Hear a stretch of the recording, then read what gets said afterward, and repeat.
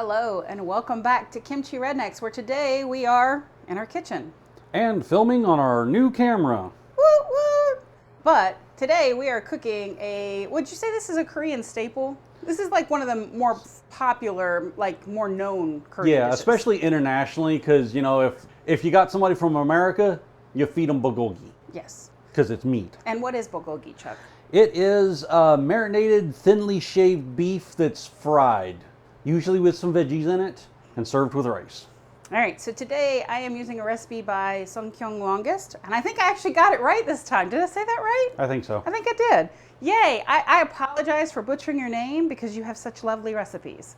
So I'm making a couple adjustments because, well, I'm me and I adjust, and I know how to make bulgogi because I made it for the Bulgogi Jungle. So I have some concept of what I might want to taste for flavor for Chuck and I. So I'm making a couple adjustments, and Chuck has approved of the adjustments, correct? Yes. Okay, so first you need to see this very beautiful. All right, that's looking pretty good.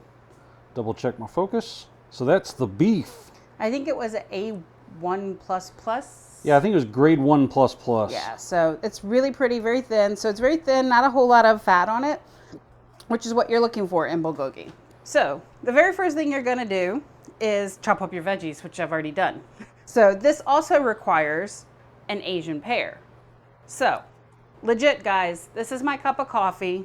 This is my Asian pear. That gives you an idea of how big the Asian pears are.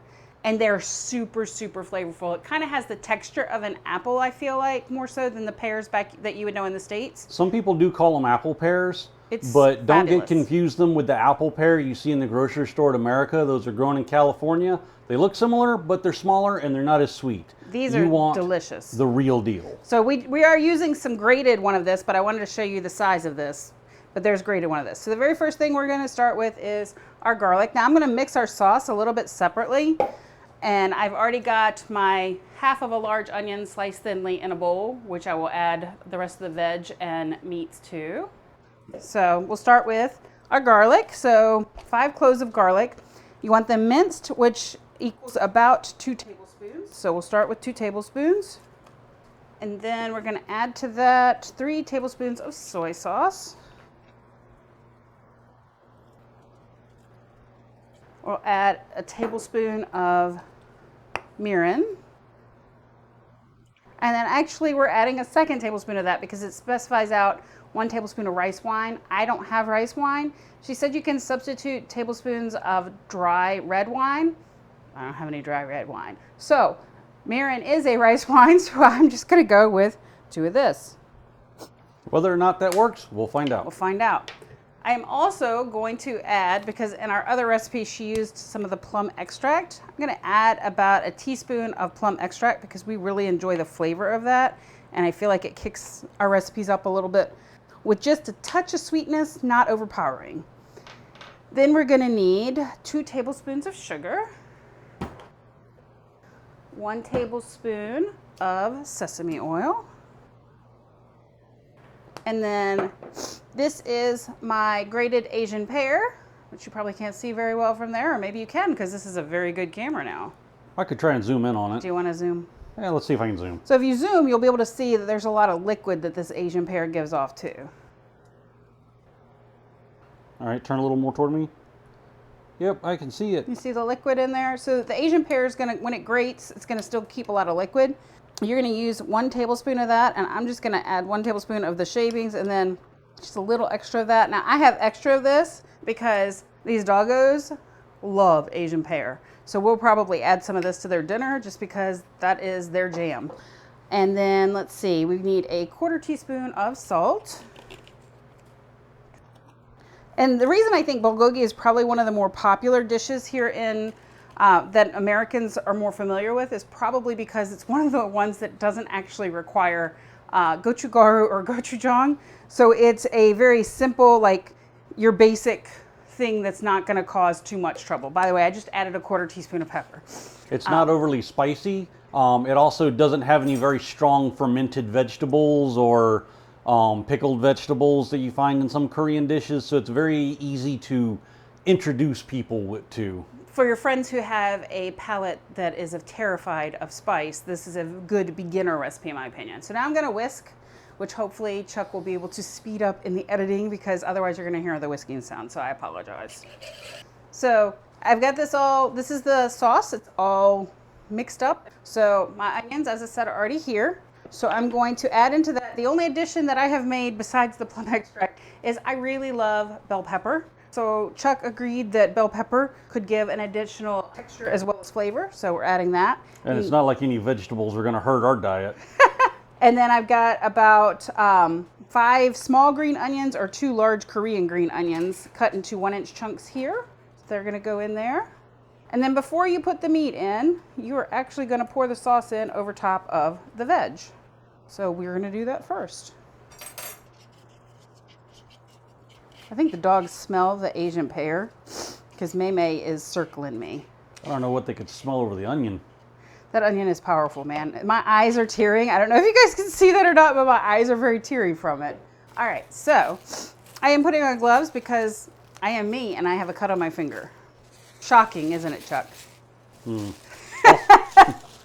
So I'm gonna go ahead and mix this together with my veg. So literally all I'm doing is just kind of trying to get the marinade all over the veg. And then I'm gonna add in my meat in just a minute so I can marinate that as well. And this is gonna sit in that marinade, so it's about 12 o'clock. We're probably having dinner around 6:30. So the game plan for this is it's gonna marinate for about 6 hours. So the meat's very thin. It doesn't probably technically need that much time, but hey, it won't hurt it. no, it's definitely not gonna hurt it. It's gonna add a little extra flavor maybe, if anything. So I'm just gonna kind of pull apart Look some at of this. Color on that beef. It's beautiful. So for those of you who've seen our video from our deliveries, this is the bulgogi meat we ordered from Emart. And if you haven't seen that, maybe you should check that out. Maybe Chuck will put a link somewhere so you can see that. I don't know. Do we know how to do that yet? I haven't figured out how to do that All right, yet. we don't know how to do that yet, but it's there if you look at It's our on our channel if you go look at the video playlist. Maybe we need to learn how to do that. So one of the things, by the way, this marinade has soaked into these veggies already. Like it's literally in the veg, which is good. So the pear and the onion in this recipe are going to be really good at helping, not that this is going to need it, but to keep that meat tender, which is another reason why you don't have to marinate for very long. Because literally, if you over marinate this meat will fall apart. Not that it would be bad if it falls apart, because it goes really good in a fried rice. Just saying. It's a manly baby food. It's really good. It's literally just, when it falls apart, it's harder to put in those little lettuce wraps that everybody loves, or the Korean tacos, as I like to call them. All right, so this is the last of the beef, and really, seriously, look how pretty that is. It's beautiful. That's right, I'm waxing eloquent about the beef. But that Korean beef is really pretty. So the game plan, like I said, is I'm gonna cover this, I'm gonna put this back in the fridge, I'm gonna let it marinate, I'll probably mix it up maybe 1 or 2 times in between, just so it has a little bit more time to move around and soak in. And outside of that, we're good to go, because I'm gonna make a cucumber salad that goes with this, or a cucumber kimchi.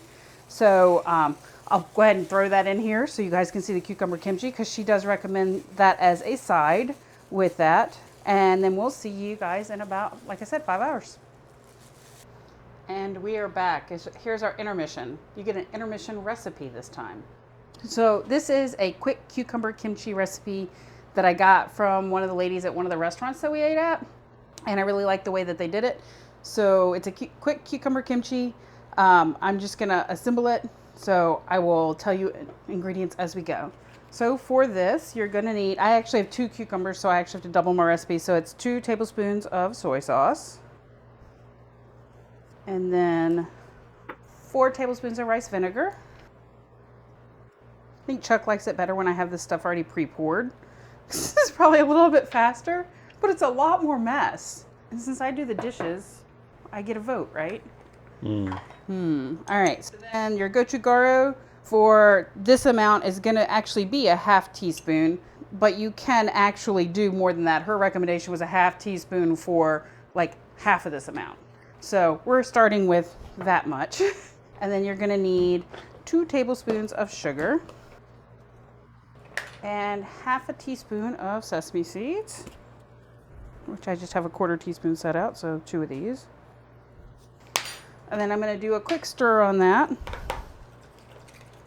And then literally, I'm going to take the cucumber, start dumping them in, and the green onion. And once I put a lid on it, I'm kind of going to shake it up a little bit. And I'm just going to let it sit for a little while. And by doing that, it gives it a quick marinade. I don't know if this is technically a kimchi recipe or not, but this is what I call it because that's what she kind of told me it was. But yeah, so I'm going to put a lid on it, which I got to go grab real quick.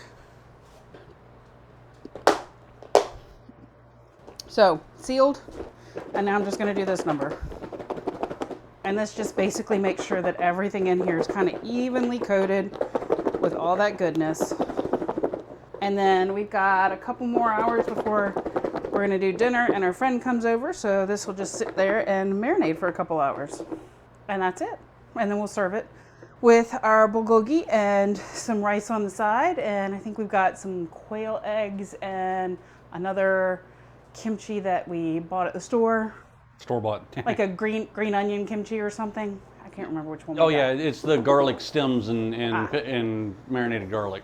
Yeah, so a little bit of different stuff, but there you go. So we shall see. And then our friend Kisu's coming over for dinner, I believe. So Kisu will be our he'll be our authenticity judge.